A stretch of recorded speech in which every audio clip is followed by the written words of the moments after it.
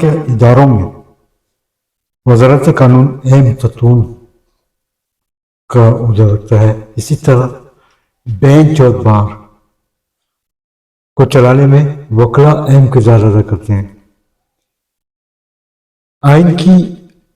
آئین اور قانون کی بالادستی کے لیے ہمیشہ وکلاء نے اپنی خدمات پیش کی. عدلیہ کی آزادی ہو یا جج صاحبان کی بحالی کا میٹر، ہمیشہ شیشہ پلائی بند کر دی وکلاء کھڑے ہو جاتے ہیں اور عدلیہ کے آزاد اور جج صاحبان کو بحال کرانے میں اپنا رول پے کرتے ہیں. انہیں موضوعات پر بات کرنے کے لیے آج ہمارے ساتھ ماہر قانون سپریم کورٹ آف پاکستان جناب شکیل الرحمان خان ہماری نشست کا حصہ ہیں. کشمیر نیوز چینل کے پروگرام قائد کا پاکستان ہماری پہچان پاکستان میں آپ کو خوش آمدید کہتے ہیں. السلام علیکم سر. وعلیکم السلام. کیسے ہیں سر آپ؟ اللہ کا شکر. آپ خیریت سے ہیں جی؟ اللہ پاک کی رحمت سے سر. سر ہمارے دیکھنے والے ناظرین کی آگاہی کے سلسلے میں آپ کا ابتدائی تعارف. میں جی ایڈوکیٹ سپریم کورٹ ہوں. شکیل الرحمان. تعلق کہاں سے رکھتے ہیں؟ جی اسلام آباد سے میرا تعلق ہے. ویسے اسلام آباد کے لوگ آپ کو کم ملیں گے جی لیکن الحمدللہ میں اسلام آباد کے لوکلز میں سے ہوں. شکیل الرحمان خان میرا نام ہے اور اسلام آباد کا ایک گاؤں ہے ترنول، جی. اس سے میرا تعلق ہے. سر آپ اپنی ابتدائی تعلیم کے بارے میں کچھ عقائد فراہم فرمائیں.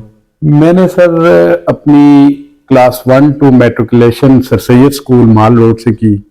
اس کے بعد گریجویشن بھی وہیں سے ہوئی اور اس کے بعد ہم اسلامک یونیورسٹی میں کچھ عرصہ گزارا. وہاں سے ماسٹرز ان انگلش کیا. لا بھی سائملٹینیسلی چلتا رہا اور وہ کیا پنجاب لا کالج سے. اس کے بعد یہ سر 2007 بیک ان 2007. اس کے بعد پھر LLM کیا یونیورسٹی آف لاہور سے اور کوشش کر رہے ہیں کہ قانون کی دنیا میں بطور استاد بننے کے بجائے شاگرد بن کے رہیں اور قانون کو سیکھتے رہیں اور جتنی ممکن ہو لوگوں کی رہنمائی کرتے ہیں. سر موجودہ نظام تعلیم کے بارے میں آپ کی کیا رائے ہے؟ میرے علم کے مطابق موجودہ نظام تعلیم کافی ساری تبدیلیوں کا مرتکب ہونا چاہیے. جی. بنیادی طور پہ یہ جو ہمارا سیمیسٹر سسٹم آ گیا، سیمیسٹر سسٹم میں ہمارے اساتذہ اکرام اور طالب علم اکرام جی یہ ایک دوسرے کو جانتے ہیں، ایک دوسرے کا نالج ہوتا ہے. ہمارے دور میں آپ کو پتہ ہے اینول ایگزامینیشن سسٹم تھا. ہم پیپر دیتے تھے اور اس کے بعد ہمیں پتہ ہی نہیں تھا کہ پیپر کب چیک ہوں گے کب آئیں گے. تو ابھی آپ کا کنڈکٹ، آپ کا ایٹیچیوڈ، آپ کا اساتذہ کے ساتھ تعلق واسطہ، یہ ساری چیزیں میٹر کر رہی ہیں. تو میرے خیال میں سیمیسٹر سسٹم کو اینول میں کنورٹ کرنے سے جس طرح ایک ٹیسٹ کرکٹ اور ون ڈے یا 2020 کرکٹ کا ڈیفرنس ہے، وہی ڈیفرنس آپ کو اس میں بھی فیل ہوتا ہے. آپ کیا سمجھتے ہیں کہ نظام تعلیم میں تبدیلی لانے کی ضرورت ہے؟ جو زندہ قومیں ہوتی ہیں وہ وقت کے ساتھ اپنے آپ کو ڈھالتی ہیں اور ڈیفینیٹلی نظام تعلیم ہم آج بھی ان لوگوں سے جو ہم سے رہنمائی حاصل کر کے وہی ہمارے اسلام کے کلچر کو اڈاپٹ کر کے اور وہ دنیا میں مشعل راہ بنے ہوئے ہیں، ہم بہت پیچھے چلے گئے ہیں. آپ اس دور کو یاد کریں جب البیرونی صاحب تھے، خوارزمی صاحب تھے، ان کی کتابیں مدتوں یورپ کی یونیورسٹیوں میں پڑھائی جاتی رہیں لیکن ہم پیچھے رہ گئے اور وہ آگے نکل گئے. تو ڈیفینیٹلی ہمیں ان کو اڈاپٹ کرنا پڑے. ادب و ذوق کے حوالے سے ماضی کی روایت اور آج کی روایت میں کیا فرق محسوس کرتے ہیں؟ بہت فرق ہے جی. ہم جو ویلیوز تھے وقت کے ساتھ ساتھ وہ ویلیوز کو بھولنا شروع ہو گئے. ہمارے اساتذہ اکرام، ہمارے والدین، یا ایون جب ہم نے کچہری جوائن کی 2007 میں، تو اس وقت کے کلچر میں، ایٹماسفیئر میں اور ویلیوز میں اور موجودہ میں ہیل آف ڈفرینس ہے. جو وہ ویلیوز ہیں با ادب با مراد والی، وہ کچھ کم ہوتی نظر آتی ہیں. اساتذہ میں صبر کا دامن ختم ہونا شروع ہو گیا، طالب علموں میں، جونیئرز میں، ہم لوگوں میں. تو اللہ تعالیٰ ہمیں بس ہدایت دیں اور ہدایت سے رہنمائی ملتی رہے. تو قائد کے پاکستان اور آج کے پاکستان کو کس نگاہ سے دیکھ رہے ہیں؟ پاکستان بنا تھا ایک دو قومی نظریے کی بنیاد. وہ دو قومی نظریہ دو بڑی قوموں کا ذکر، دو بڑے مذاہب کا ذکر کرتا ہے. ان کا رہن سہن علیحدہ، ان کا جینا مرنا علیحدہ، زندگی گزارنے کے آداب علیحدہ. اسی بنیاد کو بناتے ہوئے پاکستان اس نظریے سے بنایا گیا تھا کہ ہم پاکستان میں رہتے ہوئے ایک آزاد زندگی حق کے ساتھ, حقیقت کے ساتھ اور معاملات کو بروئے کار لاتے ہوئے گزاریں گے. لیکن میری ذاتی رائے میں وہ دو قومی نظریہ آج بھی یہاں پہ موجود ہے. دو مذاہب کا نہیں ہوگا لیکن دو سوسائٹیز کا, دو فیملیز کا, یا دو مختلف جو کلچرل ڈفرنس ہے وہ ہے کہ ہم دو کلاسز میں اب بھی بٹے ہوئے ہیں. ایک وہ جو رولنگ کلاس, ایک وہ جو نیچے محکوم کلاس ہے. تو اس فاصلے کو برج کرنے کے لیے آج بھی ضرورت ہے کہ یہ دو قومی نظریے پہ عمل درآمد ہو. سر وکیل بننے کا خیال کیسے آیا آپ کو؟ میرے خیال میں یہ ایک ایسا پروفیشن ہے جس میں رہ کے آپ کسی مظلوم کی, کسی کمزور کی جتنی مدد کر سکتے ہیں شاید دوسرے کسی پروفیشن میں اتنی نہیں. باقی بھی پروفیشن اپنی اپنی فیلڈ میں ان کی بھی بڑی ماشاءاللہ ہم کہہ سکتے ہیں کہ اپنی اپنی جگہ ہر ایک کی ویلیو ہے. آپ میڈیسن میں دیکھ لیں, آپ انجینئرنگ میں دیکھ لیں, لیکن جو زیادہ تکلیف اور درد اس وقت ہوتا ہے جب کسی حقدار کو اس کا حق نہیں ملتا اور آپ اس کی آواز بن کے کھڑے ہوتے ہیں. اور بطور اللہ کے نائب ہونے کے ہماری یہ ذمہ داریاں ہیں کہ ہم مظلوم کی مدد کریں. وکالت کے شعبے میں جب آپ نے اپنی لیگل پریکٹس کا آغاز شروع کیا تو آپ کے استاد محترم کون تھے اور کس شخصیت سے متاثر ہوئے آپ؟ سر میں بیسیکلی ایم اے انگلش کر رہا تھا تو ہمارے کلاس فیلو تھے سردار حفیظ صاحب, آج کل سینئر ایڈوکیٹ سپریم کورٹ ہیں. آزاد کشمیر. آزاد کشمیر. ابھی میں ان کے گھر سے آ رہا ہوں. جی وہ ہم ان کے ساتھ تھے, وہ پڑھتے تھے. تو بس انہوں نے اس دوران مجھے کہا کہ یار انگلش کے ساتھ ساتھ آپ کو لا کرنا چاہیے. ہی کنونسڈ می ان فیکٹ. اور پھر ہم نے انہی کو جوائن کیا اور پنڈی میں کچھ وقت گزارا. اس کے بعد کچھ اسلام آباد کے اساتذہ کے ساتھ وقت گزارا اور الحمدللہ آج اپنا ایک آفس اللہ کے فضل سے اپنے اساتذہ اور والدین کی دعاؤں سے اور ان لوگوں کی خاص دعاؤں سے جن کی ہم مدد کرتے رہے قانون میں, اپنا آفس چلا رہے ہیں اپوسلز لا فرم کے نام سے. سر ذکر کیا آپ نے سردار حفیظ خان صاحب کا. آپ نے اپنی سینئر کی پریکٹس سے آج پروفیشنل وکیل ہیں, لیکن نئے آنے والے وکلا اپنی سینئر کی پریکٹس سے نالا نظر آتے ہیں. آرگومنٹس کے موقع پر ان سے بات نہیں کی جاتی, شارٹ کٹ کر جاتے ہیں, جبکہ یہ پروفیشنل پیشہ ہے. آپ بالکل صحیح فرما رہے ہیں. اصل میں ہم جو اپنے جونیئرز ہیں, ہمارے پاس بھی آفس میں جونیئرز آتے ہیں, پہلی چیز جو بچوں کو سکھائی جاتی ہے وہ یہ ہے کہ یہ جو کچہری ہے یا یہ جو ہمارا پروفیشن ہے یہ سب سے زیادہ صبر سکھاتا ہے. کہ آپ فوراً سے اس میں نہ کچھ ارن کر سکتے ہیں نہ کچھ لرن کر سکتے ہیں. یہ ایک بہتا دریا ہے اور ہر دن اس میں ڈیولپمنٹ ہے. ہر دن ایک نئی لا, نئی پروپوزیشن کا آپ کو سامنا کرنا پڑتا ہے. اور ایک بڑی المیہ یہ ہے کہ ہمارے بچوں کی, ہم لوگوں کی بھی ایون کتابوں سے دوری ہو گئی ہے. اور کتابوں کی دوری, وہ ایک شعر ہے نا, میں ایک دن میرا بیٹا ہے سالار, اس نے ایک تقریر کی اردو ادب کے حوالے سے, تو اس نے کہا کہ قلم کی مطلب کاغذ کی روشنی روٹھنے کو ہے, یہ آخری صدی ہے کتابوں سے پیار کی.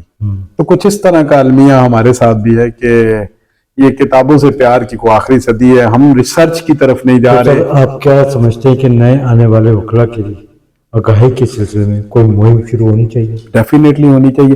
میری ایک بنیادی رائے یہ ہے کہ ہمارے جو لا کالجز ہیں, ہمارے جو ایڈمیشن کے ادارے ہیں خاص طور پہ, وہ اس چیز کو لازم بنائیں کہ لا کی ڈگری کر لینے کے بعد ہمارے جو جونیئرز آتے ہیں, جو بچے لا اسٹوڈنٹس آتے ہیں ایز این انٹرنیز, اور پھر دیر آفٹر ان کے لائسنس کا پیریڈ, ایون لائسنس کے پیریڈ کے بعد بھی, یہ ایک اتنا گہرا سمندر ہے کہ یہاں سے فوراً آپ ارن نہیں کر سکتے. آپ کو اپنا نام, مقام, ٹرسٹ ڈیولپ کرنے کے لیے ٹائم چاہیے ہوتا ہے. تو یہ جو ان کا جونیئر شپ کا پیریڈ ہوتا ہے ایز این اپرینٹس شپ میں اور اپنے کسی سینئر کے ساتھ, تو باقاعدہ ان کے لیے کچھ ایسا طریقہ ہو کہ ان کو کچھ منتھلی ملتا رہے اور جس سے ان کا انٹرسٹ پڑھائی میں, ریسرچ میں, کتابوں میں, لا میں ڈیولپ ہو. یہ واحد وہ چیز ہے جو جونیئرز کو اس فیلڈ میں کامیاب کرتے میں آپ نے اپنے پروفیشن میں کبھی بار کی سیاست میں حصہ لیا؟ تقریباً ہر ادوار میں وکیل اور سیاست لازم و ملزوم ہے. ہر دور میں, ہر ادوار میں خود الیکشن نہ لڑے لیکن اپنے دوستوں احبابوں، میرے ایک کزن ہیں وہ بھی یہ بار کے جوائنٹ سیکرٹری رہے، پھر نیکسٹ بھی ان کا پلان ہے. تو ہمارا پلان ہے ہر بار سر، آج بھی سپورٹ کر رہے ہیں کسی ایک کینڈیڈیٹ. پارٹی کا بھی حصہ ہے؟ نہیں، فار دا ٹائم بینگ کسی ایسی پولیٹیکل پارٹی. سر آپ ایک پروفیشنل وکیل ہیں، آپ کے نزدیک وکلا کے چند اور اہم بڑے مسائل کیا ہیں؟ اصل میں وکلا تو حصہ ہی مسائلستان کا ہے. وہ لوگوں کے درد بھی اب سمیٹ کے بیٹھے ہوئے ہیں اور اپنے درد بھی سمیٹ کے بیٹھے ہوئے ہیں. سب سے موجودہ جو جرنلی دیکھا جائے تو دیکھیں، ہیلتھ ایک بڑا امپورٹنٹ ایشو ہے، ایجوکیشن ایک بہت امپورٹنٹ ایشو ہے. آپ کو ہیلتھ اور ایجوکیشن کے حوالے سے وکلا کی آواز بننا چاہیے کہ ان کو باقاعدہ جیسے گورنمنٹ کے ایک ادارے کا یہ حصہ ہیں، باقاعدہ بار کاؤنسلز ہیں، بار ایسوسیشنز ہیں، تو جس طرح گورنمنٹ آفیسرز اپنا علاج کراتے ہیں ڈیفینیٹلی ہونا چاہیے. ایجوکیشن کے حوالے سے بھی اسی طرح کے مسائل ہیں کہ اچھے اداروں میں وکلا کی فیملیز اور بچوں کا اسی طرح حصہ ہونا چاہیے جس طرح باقی معاملات میں ہوتا ہے. آج اسلام آباد ہائی کورٹ کے انتخابات منعقد ہو رہے ہیں. گزشتہ روز صدارتی امیدوار واجد گیلانی صاحب نے وکلا برادری کے لیے اعلان کیا انشورنس ہیلتھ کے تحت 10 لاکھ روپے تک کی سالانہ. کیا آپ سمجھتے ہیں کہ اس پہ کچھ عمل درآمد ہوگا یا صرف دعوے ہوں گے؟ سر انفیکٹ یہ ایک جنرل قسم کا ہے اعلان. یہ ہیلتھ کارڈ کے حوالے سے اسلام آباد کے رہنے والے سب شہریوں کے ہیلتھ کارڈ میرا خیال ہے پی ٹی آئی کے دور میں انیشیٹ ہوا تھا، پھر بعد میں جو پریزنٹ گورنمنٹ ہے اس دور میں یہ وڈرا ہو گئی تھی. ابھی دوبارہ سے ہیلتھ کارڈ وہی انشورنس کا حساب ہے اور وہ ایشو ہو گئے ہیں. لیکن ایون دین بھی کوئی بھی پریزیڈنٹ ہیں، چاہے وہ واجد گیلانی صاحب ہیں یا کوئی بھی ہیں، ایسا اقدام کا اعلان کرنے کے بعد عمل درآمد ہو جائے تو وہ کسی صورت سے بھی کسی کی فلاح بنتی ہے تو اچھا اقدام ہوگا. سر وکلا کے ویلفیئر کے حوالے سے فقدان کہاں پیدا ہو جاتے ہیں اور حل کیا ہے؟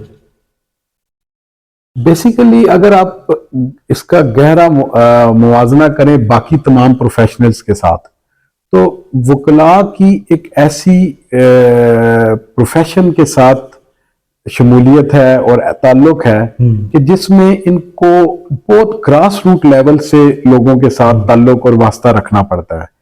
تو اس کے لیے سب سے جو انٹیگریٹی ہے وکلا کی وہ یہی ہے کہ وہ اپنے پروفیشن کے ساتھ جتنے ممکن ہوں وہ متفق ہو کر اور اس کے ساتھ اپنی ایمانداری کے ساتھ اپنی ذمہ داریاں ادا کریں. تو جب آپ کوئی بھی کام ایمانداری سے اور ان شرائط اور ان ضوابط کو فالو کرتے ہیں جو ہمارے مذہب نے ہمیں بتائے ہیں، اپنے پروفیشن سے آپ کی ایمانداری ہو، آپ ایک نظم و ضبط کا ساتھ اس میں شامل ہوں، تو میرا خیال ہے کہ اگر کچھ یہ جو فار دا ٹائم بینگ کچھ پریشانیاں آتی بھی ہیں وہ زیادہ دیر پا نہیں ہوں گی. وکلا کے بے تحاشا مسائل پائے جا رہے ہیں. چیمبرز کے حوالے سے بڑے مسائل سامنے ہیں، پارکنگ ہو گئے، صحت کے حوالے سے، اسی طرح صاف پانی کے انتظامات دیکھنے میں نہیں آ رہے ہیں. تو آپ کیا سمجھتے ہیں کہ ان کا حل کیا ہے؟ واجد صاحب جو ہیں پریزیڈنٹ ہیں، اس کو کچھ آگے موو کرنے میں کامیاب ہوں گے؟ سر اصل میں اب سینئرز اور پھر بار ایسوسیشنز چونکہ ایک لیگل فرٹرنیٹی ہے اور ایک آئینی تحفظ لے کے آئین کی حفاظت کے لیے بیٹھے ہوئے ہیں. مسائل بنیادی یہ ہیں کہ جنرلی بھی بات کی جائے اور اگر صرف اسلام آباد کی حد تک بھی کی جائے تو وکلا کے چیمبر بیسیکلی ایک انسٹیٹیوٹ کا رول پلے کرتے ہیں. آج آپ ضلع کچہری اسلام آباد کو وزٹ کریں، کوئی پرائیویسی نہیں ہے. میں ایک جگہ پہ آپ کے ساتھ روڈ پہ یا کسی ایک پھٹے پہ یا کسی ایک بینچ پہ بیٹھا ہوا آپ کو شہادت تیار کرا رہا ہوں گا، ساتھ والے پھٹے پہ مخالف بندہ مخالف کو شہادت تیار کرا رہا ہوں. نہ وہ پرائیویسی رہی، نہ وہ رسپیکٹ رہی، نہ وہ باقی. اس لیے چیمبر ایک ایسی چیز ہے جو انسٹیٹیوٹ کا رول پلے کرتا تھا. چیمبرز وکلا کے لیے ضروری ہیں اور اس میں نہ، اور اس کی ایک اور بڑی ریزن کہ چیمبرز ہونے کی وجہ سے یہاں پہ بہت سارے لوگوں کا روزگار تھا. ہمارے کئی وکلا صاحبان چیمبرز نہ ہونے کی وجہ سے اس پروفیشن کو چھوڑ گئے اور یا بیچارے اگر ہم لوگ آتے ہیں حاضری لگاتے ہیں اور پھر اس کے بعد ایک پریشانی کا شکار ہوتے ہیں کہ کہاں بیٹھا رہے. اسلام آباد کی بات کی جا رہی ہے. اسلام آباد بار कंप्यूटराइज्ड है और बायोमेट्रिक सिस्टम जो मुतारिफ कराया गया है, इसमें जाली वकला की भरमार पाई जाती है। आप जैसी प्रोफेशनल शख्सियत पूरी तरह मुतासिर होती हैं। जाली वकला की भरमार को कैसे रोका जाए? देखिए सर, काली भेड़ें तो वो किसी भी फील्ड में होंगी, उन्होंने नुकसान पहुंचाना है। जाली वकला के लिए बहुत आसान है कि आप सबकी डिग्रीज, हमारी हायर एजुकेशन कमीशन के पास इख्तियार है, आप सबकी डिग्रीज को मंगवाएं उनको, और बार अपने एक्सपेंस पे मंगवाएं। ये नहीं है कि हर वकील को हदायत की जाए। जब आप हदायत करते हैं कि हर वकील साहब अपनी डिग्री वेरीफाई करा के भेजें, तो फिर वकला लोगों के मसाइल से निकलते नहीं है, अपने मसाइल उनके इसी तरह पेंडिंग रहते हैं। तो ये एक बाकायदा कैंपेन स्टार्ट हो तमाम मेंबर्स की। जो वकील कचहरी में काम कर रहा है, definitely he is part of some bar association, तो तमाम बार एसोसिएशंस उन वकला की कैटेगरी वाइज 20-20, 50-50 लोगों की वीकली मंथली डिग्रीज लें, उनको वेरीफाई करवाएं। पंजाब बार काउंसिल या इस्लामाबाद का बार काउंसिल इसमें अपना रोल प्ले करे। तो ये कोई इतना बड़ा इशू नहीं है कि आप जाली वकला को या टाउटिज्म को या इस तरह के लोगों को यहाँ से उखाड़ ना फेंके। सर, बेंच और बार कहा जाता है कि गाड़ी की दो पहिए हैं। बेंच और बार में अक्सर देखने में आया है कि तसादात पैदा हो जाते हैं। ये तसादात क्यों पैदा होते हैं और इसका हल क्या है? देखिए जी, बेंच और बार इंसाफ की फराहमी में वाकयातन गाड़ी के दो पहिए हैं, और बेंच या बार की आपस में जाती कोई मुखासमत और मुखालफत नहीं होती। कभी ऐसा नहीं हुआ कि किसी जज साहब ने या किसी वकील साहब ने एक ये कह दिया हो कि आपका चेहरा मुझे अच्छा नहीं लगता, आपसे मेरी मुखालफत है, आपसे ये कोई भी मामला होता है तो किसी लिटिगेंट के मामले में कोई ऐसी बात हो जाती है जिससे मसाइल बढ़ जाते हैं। बेंच और बार का एक होना इस प्रोफेशन की इज्जत नहीं है, बल्कि इस मुल्क की फर्दर जो प्रोग्रेस है, जो तरक्की है, उसमें बड़ा रोल प्ले करते हैं। बार की क़यादत मुंतखब होने के बाद झुक क्यों जाती है अपनी ज़ाती मुफादात की वजह से? देखिए जी, अगर लीडर दबंग हो तो वो झुकते नहीं है, लेकिन हमारा अलमिया ये है कि आप बार की क़यादत की बात ना करें। हर तरह की क़यादत इसी तरह के मसाइल का शिकार है। निचली सतह की अदालतों के साथ हाई कोर्ट में तकरीबन 26 लाख से ज्यादा मुकदमात से इल्तिवा पाए जा रहे हैं। सुप्रीम कोर्ट और पाकिस्तान में तकरीबन 65,000 से ज्यादा मुकदमात से इल्तिवा मौजूद हैं। आपकी तजुर्बात की रोशनी में नए और पुराने मुकदमात को कैसे निपटाया जाए? सर, जिस तरह एक को जुडिशियल पॉलिसी आई थी और कैटेगराइजेशन बन गई थी जी, हर साल के, फॉर इंस्टेंस अगर 2020 का कोई मुकदमा पेंडिंग है तो लिस्ट ऑफ दीज केसेस पहले बननी चाहिए, और हर दिन इस तरह के केसेस प्रायोरिटी वाइज लगने चाहिए। तो जब आपके केसेस इस डायरेक्शन के साथ लगेंगे कि आप, और हाँ, उसमें इस तरह का कोई डिले या टैक्टिक्स आना ही नहीं चाहिए। आज स्ट्राइक है, आज वकील साहब नहीं है, आप जहां भी हैं, अगर गवाह नहीं है, अब video link in advance technologies हैं, उसको टेकअप करें। आप यूरोप जाएं, आप इंग्लैंड देखें, हम तो हैरान है कि वहां पे सारी जुडिशरी और सारी वकालत पेपरलेस है। हमें यहाँ पे फाइलों के पलंदे बना बना के जमा कराते हैं, उसके बाद वो पता ही नहीं चलता जाते किधर है। तो एक एक फाइल हाई कोर्ट में जमा कराने के लिए 6-6 फाइलें बनानी पड़ती हैं, और हाई कोर्ट में आप जाएं तो कुछ एडवोकेट जनरल ऑफिस में डंप है, कुछ अटॉर्नी जनरल ऑफिस में डंप है, 3-3 फाइलें तो मेन फाइल के साथ लगी हुई होती हैं। निचली सतह की अदालतों में करप्शन की भरमार पाई जा रही है, इस सिलसिले में आपकी क्या राय है? देखिए सर, हाँ, नबी अकरम सल्लल्लाहु अलैहि वसल्लम की एक हदीस है कि हर उम्मत का फितना है और मेरी उम्मत का फितना माल है। तो करप्शन इनफैक्ट माशरे को तबाह जरूर करती है, लेकिन इसको कम किया जा सकता है। इसको मुख्तलिफ अदवार में, जब आप इस सारे सिस्टम को फुल प्रूफ कर देंगे, हर चीज, अगर आपको फॉर इंस्टेंस नकल की कॉपी आपने मोबाइल से या अपने लैपटॉप से डाउनलोड करके ले लेते हैं और वहीं से आप ऑनलाइन पेमेंट, अभी इस्लामाबाद में ई स्टैम्प सिस्टम इंट्रोड्यूस हुआ है। अब जब ई स्टैम्प हुआ है तो मैं यहाँ बैठ के अपने लैपटॉप से स्टैम्प आपके नाम का इशू कर सकता हूँ।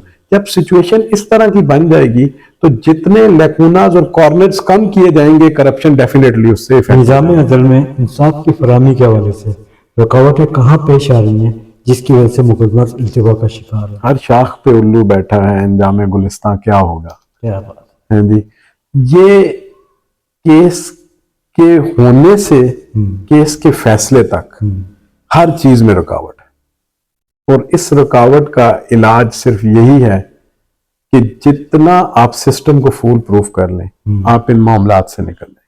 تو کالی بڑیوں کو نکالا کیوں نہیں جاتا سر؟ کوشش کی جاتی ہے ہر دور میں بھی، لیکن جس کا بس چلے نکل جاتا ہے، جس کا بس چلے رک جاتا ہے. لیکن نکلیں گی ایک دن. وہ پنجابی کی ایک کہاوت ہے 100 دن چور کا اور ایک دن شاد کا، تو آنا ہے جی. نظام عدل میں خامیاں جو شروع ہوئی ہیں جسٹس منیر کے دور سے، نظر ضرورت کے تحت جو فیصلہ ہوا تھا اس کے تحت خامیاں شروع ہوئی. اس کے بعد ایک مومنٹ چلتی ہے 2007 میں علی احمد قرط صاحب کی سربراہی میں، اور دیگر وکلا بھی شامل ہوتے ہیں. اس میں جسٹس طاہر محمود چودھری صاحب بحال ہوتے ہیں. 109 جج صاحبان کو نظر انداز کر دیتے ہیں، خامیاں سامنے آ گئی. اس کے بعد آتے ہیں ثاقب نثار صاحب. ثاقب نثار صاحب کے دور میں بھی خامیاں پیش آئیں، اور جاتے جاتے جسٹس قاضی فائز عیسیٰ اپنی غلطیوں کا اعتراف کر کے جاتے ہیں کہ ہم سے ماضی میں عدلیہ کے اندر خامیاں ہوئیں. تو ایسی کون سی غلطیاں ہیں جو کہ چیف جسٹس آف پاکستان اپنی غلطیوں کا اعتراف کر کے جاتا ہے؟ انفیکٹ خامی کے بغیر تو کوئی بھی ادارہ نہیں ہے جی. جب آپ خامیوں کا ذکر کریں گے تو آپ کسی ادارے کو دیکھیں گے اس میں خامیاں ہیں. With the passage of time, ہم اصل میں پروگریسو قوم ہیں، ہم with the passage of time develop ہو رہے ہیں. ہم ڈیولپنگ ملک کا حصہ ہیں، ہم ڈیولپ ملک نہیں ہیں. اور ہم ایک ایسے سسٹم کو اڈاپٹ کر رہے ہیں جو بیسک ہمارا ہے نہیں. اگر ہم اپنے مذہبی معاملات کو دیکھیں اور وہ قاضی سسٹم کو اڈاپٹ کریں، جس طرح عرب ممالک میں وہ سسٹم چل رہا ہے، اور وہ ملک ہم سے کئی گنا آگے ہیں ہر معاملات میں. صرف ایک ڈیفینس اور اسٹریٹجک ایشوز کی میں بات نہیں کرتا. تو اسی طرح ہم جب ایک چیز کو اڈاپٹ کر رہے ہیں تو یا ہم اس کو فلی اڈاپٹ کریں یا ہم اس کو چھوڑ دیں. تو اگر ہم اس کو مکمل طور پہ اڈاپٹ کرنا چاہتے ہیں تو پھر ڈیفینیٹلی ان چیزوں میں کو سیدھا ہونے میں ٹائم لگے گا. اب یہ نہیں ہے کہ 70 سال 80 سال گزرنے کے باوجود وہ سیدھا نہیں ہوا. دیکھیں with the passage of time reforms آ رہی ہیں، اور ہوپ فلی ہمیں اپنے اللہ سے امید ہے. پاکستان کو اللہ تعالیٰ نے کسی مقصد کے لیے بنایا ہے، اور ہر دور میں پاکستان چیلنج کا سامنا کرتا رہا ہے، لیکن اللہ اس ملک پہ اپنا فضل کریں گے. اور یہ ملک انشاءاللہ دنیا میں، اور یہی لیگل فرٹرنٹی اور یہی لوگ جو آج اگر 100ویں نمبر پہ آ رہے ہیں تو یہ آپ کو پہلے نمبر پہ نظر آئیں گے. ہمیں اللہ سے امید ہے اور اپنے لوگوں سے پہ یقین ہے انشاءاللہ. جعلی ڈگری کا معاملہ، جسٹس طارق محمود جہانگیری صاحب کی ڈگری کو جعلی قرار دیتے ہوئے انہیں اسلام آباد کے چیف جسٹس نے نوٹیفائی کیا. آپ کیا سمجھتے ہیں کہ یہ کام چیف جسٹس اسلام آباد ہائی کورٹ کا ہے یا سپریم جوڈیشل کمیشن کا؟ بیسیکلی لا یہ کہتا ہے کہ جو کسی کام کو کر سکتا ہے وہی اس کو انڈو کر سکتا ہے. جی بیسیکلی اگر کوئی جعلی ڈگری تھی تو پہلے دن سے یہ سارا سسٹم وائڈ تھا. اگر نہیں تھی تو وہ ایک سیپریٹ کوسچن ہے. لیکن یہ سارے معاملے کو ایک ریفرنس کی صورت میں جوڈیشل کمیشن میں جانا چاہیے تھا، اور جوڈیشل کمیشن اس پہ اپنی سفارشات پیش کرتا جو ایک پراپر طریقہ کار ہے. اس کے بعد جوڈیشل کمیشن کی سفارشات پہ عمل ہو جاتا. لیکن میرے خیال میں اس معاملے میں تھوڑی جلد بازی ہوئی ہے، تھوڑا سا پروسیجرل irregularities ہیں. سر آپ کیا سمجھتے ہیں کہ سپریم کورٹ آف پاکستان کے جج صاحبان بخوبی اپنی خدمات انجام نہیں دے پا رہے ہیں، جس کی وجہ سے 27ویں آئینی ترمیم کے تحت آئینی عدالتیں قائم کی گئی ہیں؟ بیسیکلی جی میں اس 27ویں آئینی ترمیم کے اس ایسپیکٹ صرف اس کی بات کروں جس میں اعلیٰ عدلیہ کو 2 حصوں میں تقسیم کیا گیا، میں کسی ایکسٹینٹ تک اس کی حمایت کرتا ہوں. کیوں کہ جیسے ابھی چند لمحے پہلے آپ نے کہا کہ 65,000 کے قریب مقدمات ہیں، تو ایک عام آدمی، ایک عام لیٹیگینٹ جو پتہ نہیں سن 80 سے 90 سے 95 سے لیٹیگیشن کا حصہ ہے، سپریم کورٹ میں 10 سال کیس نہیں لگ پاتا تھا بیکاز آف دا ریزنز کہ کچھ ہائی گریڈ کے کیسز آ جاتے تھے جس میں پوری سپریم کورٹ کے معزز جج صاحبان اس بینچ کا حصہ بن جاتے تھے اور کیسز نہیں ہوتے تھے. تو اس میں ایٹ لیسٹ 2 حصوں میں بڑھ جانے سے، اور پوری دنیا میں تقریباً بڑے جتنے ڈیولپڈ کنٹریز ہیں ایسا ہی سسٹم ہے کہ آپ کے جو کانسٹیٹیوشنل ایشوز ہیں، آپ کے جو ایسے معاملات ہیں جس کا آئین کے ساتھ معاملہ ہے اور ایک 2 لوگوں کے ذاتی معاملات سے اس کا تعلق نہیں ہے، تو ان کو علیحدہ ہونا چاہیے. जुल्फ़िकार अली भुट्टो ने 1973 का आइन पेश किया। उसके बाद जितनी भी हुकूमतें मुसल्लत हुई पाकिस्तान में, उन्होंने आइन और कानून में तब्दीलियाँ की, लेकिन अमल दरामद नजर नहीं आता और अवाम के फलाह व बहबूद के लिए तरमीम नहीं की गई। असल में आईने पाकिस्तान के बारे में एक दफा किसी ने एक बात की थी कि इसको उतार के और इसकी जगह माइट इज राइट ही रख दिया जाए। मैं उससे भी इतफाक नहीं करता।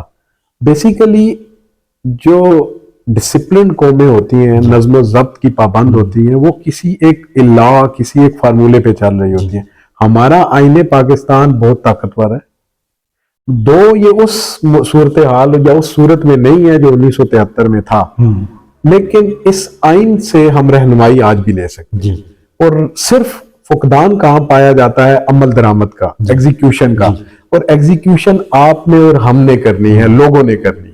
जब हम खुद एग्जीक्यूशन नहीं कर पाएंगे, देखिए आइन का मकसद हर घर से है, तो हम अपने छोटे छोटे मसाइल को खुद नहीं कर पाएंगे तो एग्जीक्यूशन नहीं हो। मुल्क में साइबर क्राइम की भरमार, अवाम खासकर खवातीन और बच्चे बुरी तरह मुतासिर हो रहे हैं। आपके नज़दीक हुकूमत वक्त की क्या खिदमत है और FIA का क्या किरदार है? बेसिकली साइबर क्राइम जैसे जैसे दुनिया तरक्की करती है जी, तो उसमें जो जदीद इन्वेंशन हैं उसका इजाफा होता है। उसमें आपको नई नई चीजें, जिद्दत नजर आती है। और साथ साथ वाइट कॉलर क्राइम भी उसी तरह इंट्रोड्यूस ज्यादा होते हैं। जब एक लॉ बनता है तो उसके तोड़ने का भी कोई ना कोई सलीका जो उसके अपोनेंट है वो सोच रहे होते हैं, और ये इंसानी दिमाग दोनों साइड पे काम कर रहा होता है। FIA अपना रोल जरूर प्ले कर रही है, लेकिन अभी तक हम खास तौर पे as a Pakistani investigation agencies के तौर पे साइबर क्राइम में उस एक्सटेंट तक कामयाबी हासिल नहीं कर सके। हमने कोई गूगल का रिकॉर्ड लेना है, कोई फेसबुक का रिकॉर्ड लेना है, किसी इस किस्म का, तो कई बार हमें आगे से इस तरह कह दिया जाता है कि अभी हमारी ट्रीटी नहीं है, हमें एक्सेस नहीं है, और अगर आप कर भी लें तो it takes a lot of time. तो इसमें थोड़ी सी तेजी आनी चाहिए कि जिस तेजी से ये आप सोशल मीडिया और सोशल क्राइम्स को बढ़ा रहे हैं, उसी तेजी से इस ईवल को निब एट बट भी करना चाहिए। तो इस सिलसिले में हुकूमत वक्त जो है आगाही मुहिम शुरू क्यों नहीं करती? अक्सर करते हैं जी। हर दिन देखें, आपके मोबाइल पे अक्सर मैसेज चल रहे होते हैं जब आप किसी को कॉल करते हैं, जिसमें आपको बैंकिंग क्राइम से आगाह किया जा रहा होता है, जिसमें आपको आपके मोबाइल से रिलेटेड क्राइम से, सोशल मीडिया हैकर्स क्राइम से अभी हम इस स्टेज पे हैं कि हम फौरन नई लिटिगेशन नहीं कर पाते। देखिए, जब कोई क्राइम होता है तो उस वक्त पता चलता है कि इस क्राइम पे भी अब ऐसे कई कवानीन बने हैं जो क्राइम से जन्म लिए हैं, उससे पहले वो कानून नहीं था। तो with the passage of time I am hopeful. हमारे मुल्क में बड़ा स्टेमिना है और हमारे मुल्क में, हमारे लोगों में बहुत ज्यादा अल्लाह के फजल से शऊर है, आगाही है और टैलेंट है, और ये सारी चीजें मेरे ख्याल में सेकेंडरी है। सर, पाकिस्तान की अदालतों का मेयार किस तरह बुलंद किया जाए और इंसाफ फराहम करें? इंसाफ की फराहमी सिर्फ एक इंसाफ की ऐसी फराहमी है, हकदार को उसका हक मिल जाए। इंसाफ को आप बतौर इंसाफ फराहम करें, बतौर मुलाजमत ना करें। तो रियासत की जिम्मेदारी है, हर बंदे की अपनी जाती इंडिविजुअल जिम्मेदारी है। मैं बतौर वकील पेश होता हूं तो मैं अपनी जिम्मेदारी पूरी अदा करूं। मुअज़्ज़िज़ जज साहब अगर बैठे हुए हैं तो वो अपनी जिम्मेदारी पूरी अदा करें। जब हर बंदा अपने अपने तौर पे जिम्मेदारी अदा करेगा तो जिम्मेदारियां एक दूसरे पे डालने का जो एक इल्जाम है वो खत्म हो जाएगा। सर, आप एक प्रोफेशनल वकील के साथ आप एक आम शहरी भी हैं और इस्लामाबाद से ताल्लुक़ रखते हैं। आप इस्लामाबाद के शहरियों के अहम मसाइल क्या हैं? मैं इनफैक्ट शहरी होने के साथ साथ इस्लामाबाद के उन लोकल्स में से हूँ जो इस्लामाबाद में बतौर इफेक्टिव हैं। हम उन लैंडलॉर्ड्स ग्रुप का या फैमिलीज का हिस्सा हैं जिनकी ज़मीनों पे इस्लामाबाद शहर आबाद हुआ, जहाँ पे ये बड़ी बड़ी बिल्डिंगें आप देख रहे हैं। आप यकीन करें कि 10 रुपए और 5 रुपए कनाल से भी लोगों की लैंड जबरदस्ती एक्वायर की गई। असल में मैं जो लोकल्स की और इफेक्टिव्स की एक्सटेंट तक बात करूं तो ये जो लैंड एक्विजिशन का फार्मूला अडॉप्ट किया गया है ये भी जस्ट नहीं है। जिस पर्पस के लिए, अगर आप इसकी जिस्ट देखें तो लैंड एक्विजिशन एक्ट सिर्फ पब्लिक पर्पस की बात करता है, ये बात नहीं करता कि आपको رہتے ہوئے گھر سے نکال دیا جائے اور آپ کی جگہ پہ کسی XYZ کو مکان بنا کے یا پلاٹ الاٹ کر دیا جائے کہ آپ رہنا شروع ہو جائیں. پبلک پرپز میں روڈ آتا ہے, ڈیم آتے ہیں, جیل آتی ہے, ہاسپٹلز آتے ہیں, پبلک کی جو فیسلٹیز کے لیے کوئی ایسی ایکٹیویٹیز, پارک آتے ہیں. اب کسی گھر سے نکال کے دوسرے کو گھر آباد کر دینا, یا ایٹ لیسٹ آپ ایکوزیشن کرتے ہیں اور لینڈ لارڈ اپنا رول آپ کے ساتھ پلے کر رہے ہیں تو ان کے رائٹس کو کنسیڈر کیا جائے. آپ 1980 کے ایکوائرڈ لوگوں کو بھی آج تک اسلام آباد میں پیمنٹس اور ریلیفز اور کمپنسیشنز نہیں ملی. تو اس سسٹم کو تھوڑا بہتر کرنا. CDA کی انتظامیہ اور ضلع انتظامیہ کی کیا خدمات ہیں اس سلسلے میں؟ CDA اور ضلعی انتظامیہ ایک ہی رول پلے کر رہے ہیں. دونوں کو آپ ایک کو چھپا دیں اور دوسرے کو سامنے کر دیں, دونوں ایک دوسرے کا لازمی حصہ بنے ہوئے ہیں. اور فی الوقت صرف ایک ہی ان کا رول ہے کہ کسی بھی طرح جو مقامی اور لوگ ہیں ان کی زمینوں کو ایکوائر کریں اور تھوڑے پیسوں پہ ایکوائر کر کے زیادہ پیسوں پہ بیچیں. اس حوالے سے آپ حکومت وقت کو کیا پیغام دینا چاہیں گے شہریوں کی طرف سے؟ دیکھیں, اسلام آباد کے شہری ہونے کے ناطے صرف اسلام آباد کو سپریڈ کرنا مقصد نہیں ہے کہ اسلام آباد کے مختلف سیکٹرز, ٹھیک ہے کہ آبادی کا تقاضا ہے, ہر شہری اسلام آباد میں آ کے آباد ہونا چاہتا ہے, لیکن اس کے باوجود جو ڈیولپڈ سیکٹرز ہیں, جو ڈیولپڈ علاقے ہیں, ان کو ایٹ لیسٹ اس حد تک کیا جائے کہ وہ علاقے, وہ سیکٹرز آپ کو دنیا کے دوسرے خوبصورت دارالحکومت کا بھرپور نظارہ جس طرح لوگ کہتے ہیں وہ پیش کر سکے, جو لوگوں کی ایکسپیکٹیشن. کیا آپ کو روشن پاکستان نظر آتا ہے؟ الحمدللہ, کوئی شک نہیں ہے. پاکستان روشن تھا, آج بھی ہے, اور امید کرتے ہیں اللہ سے کہ انشاءاللہ یہ ہمیشہ قائم ہونے کے لیے بنا ہے. کشمیر پہ بات کرتے ہیں سر. 27 اکتوبر 1947 کشمیر کا یوم سیاہ دن. کشمیری عوام اپنے حقوق سے محروم, آزادی کے منتظر ہیں. آپ کے تجربات کی روشنی میں مسئلہ کشمیر کا حل کیا ہے؟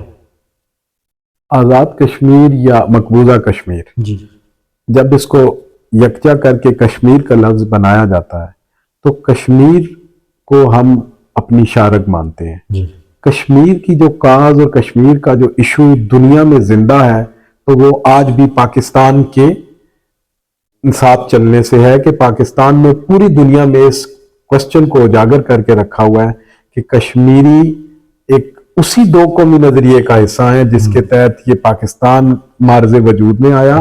کشمیریوں نے اپنا حق خود رائے دہی ادا کرتے ہوئے انہوں نے پاکستان کے ساتھ, مسلمانوں کے ساتھ اپنے رہن سہن کے طریقے کو سامنے رکھتے ہوئے حصہ بننے کے لیے درخواست کی. دیکھیں, کشمیری بھی اسی طرح ایک آزاد لوگ ہیں جس طرح ہم ہیں. ان کا حق ہے, ان کو آزادی دی جائے, ان کی مرضی کی جائے, ان پہ زبردستی کوئی چیز تھوپ نہ دی جائے. وہ آج بھی پاکستان ہیں, وہ پہلے بھی پاکستان تھے, اور ہم آج بھی ان کو پاکستانی ہی تصور کرتے ہیں. 78 برس گزر گئے, کشمیریوں نے بے تحاشا قربانیاں دی, کشمیری جانیں ضائع ہوئیں, سفارتی تعلقات نظر نہیں آتے ہیں, اقوام متحدہ خاموش تماشائی بنی ہوئی ہے. آپ کی نگاہ میں حل کیا ہے؟ یہ ایک ایسا سوال ہے جو ہر دور میں ہر روز ہر ایک سے پوچھا گیا. جی, بیسیکلی جب آپ ڈیموکریٹیکلی دیکھیں اور آپ کو حق خود رائے دہی کا جب ذکر کیا جائے تو وہ تو اتفاق رائے دہی سے ہو نہیں پا رہا, آپ کو آپ کے حقوق سے محروم کیا جا رہا ہے. تو پھر جب آپ سلیقے سے, طریقے سے آپ کی آواز نہیں سنی جاتی تو پھر اس کا طریقہ کار یہی ہے کہ آپ ریولوشن لائیں. آپ لوگ, ہم آپ کے ساتھ ہیں, ہم کشمیر کے ساتھ ہیں, اور ہم چاہتے ہیں کہ کشمیر آزاد ہو. کشمیر کی رائے کے مطابق کشمیریوں کو ان کے حقوق ملنے چاہیے, اور وہ ڈیفینیٹلی ایک ایسا ملک ہے کہ وہاں پہ ٹیلنٹ کی کوئی کمی نہیں ہے. وہاں پہ اللہ تعالیٰ نے اپنی مختلف نعمتوں سے اس کو نوازا ہوا ہے, مختلف موسموں سے اس کو نوازا ہوا ہے. اسی لیے ہمارا جو روایتی حریف ہے وہ ہمیشہ سے اس پہ نظر گاڑے ہوئے ہیں, لیکن کشمیر کا مستقبل روشن ہے, اور ہم اس کو اللہ کے فضل سے بہت ہی روشن اور آزاد دیکھتے ہیں. اور ہوپ فلی ہمارا ملک پاکستان کشمیر کا حصہ ہے اور کشمیر پاکستان کا حصہ ہے, اور ہم ایک دوسرے سے علیحدہ نہیں ہیں. وہ ہماری شارک ہے, جی اللہ کے فضل سے. ہندوستان کا کالا قانون, کشمیری لیڈر یاسین ملک جیل میں قید ہے, شدید بیمار ہیں, जिंदगी और मौत की कश्मकश में कैद हैं। मिशाल मलिक साहिबा इंसाफ की फराहमी के हवाले से दर पर दर के दरवाजे खटखटा रही हैं। आप क्या समझते हैं कि यासीन मलिक को कोई इंसाफ मिल पाएगा?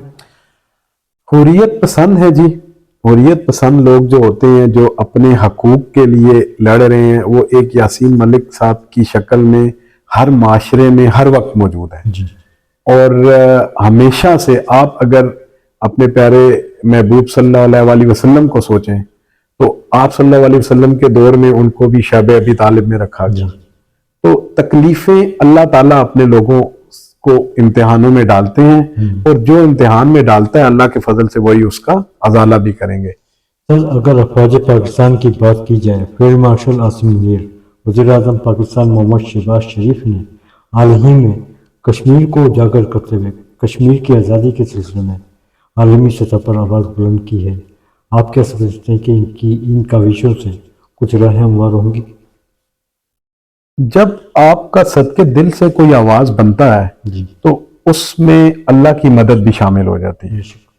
और जो हुकूमत वक्त का तकाजा है, ये आज का नहीं है, ये पाकिस्तान बनने से लेकर आज तक हम कश्मीर की आवाज बने हुए हैं और हमारी आवाज में अल्लाह की नुसरत शामिल होने की देर है बेशक। और इंशाअल्लाह कश्मीर को हम रोशन देखते हैं। कश्मीर न्यूज़ चैनल की सालगिरह 20 फरवरी 2026 को जस्टिस इबादुर रहमान लोधी साहब की सरबराही में मुनक्किद हो रही है, जिसके मेहमान खुसूसी सरदार शौकत अय्याज खान साहब और vice chairman Pakistan bar council पीर मसूद चिश्ती साहब हैं।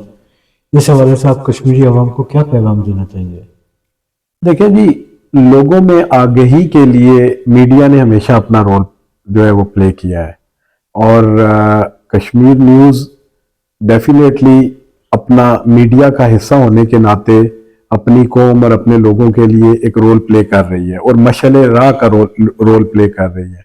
और हम उम्मीद करते हैं कि यही इन सख्त किस्म की सख्तियों को बर्दाश्त करते हुए जो हक और सच की आवाज़ है वो ये बनेगी और इंशाअल्लाह इसी आवाज़ की बेस पे आप ना सिर्फ कश्मीर को आज़ाद देखेंगे, कश्मीर को उन दुश्मन और रवायती हरीफों से जो कि इस पे गासबाना कब्जा करके बैठे हुए देखेंगे, बल्कि मुल्क में, पाकिस्तान में, आज़ाद कश्मीर में, बाकी कश्मीर में भी एक रिफॉर्मेशन नजर आएगी और वो इन्हीं के इस मीडिया के रोल की वजह से आएगी। सर, आप क्या अपने काम से मुतमईन हैं?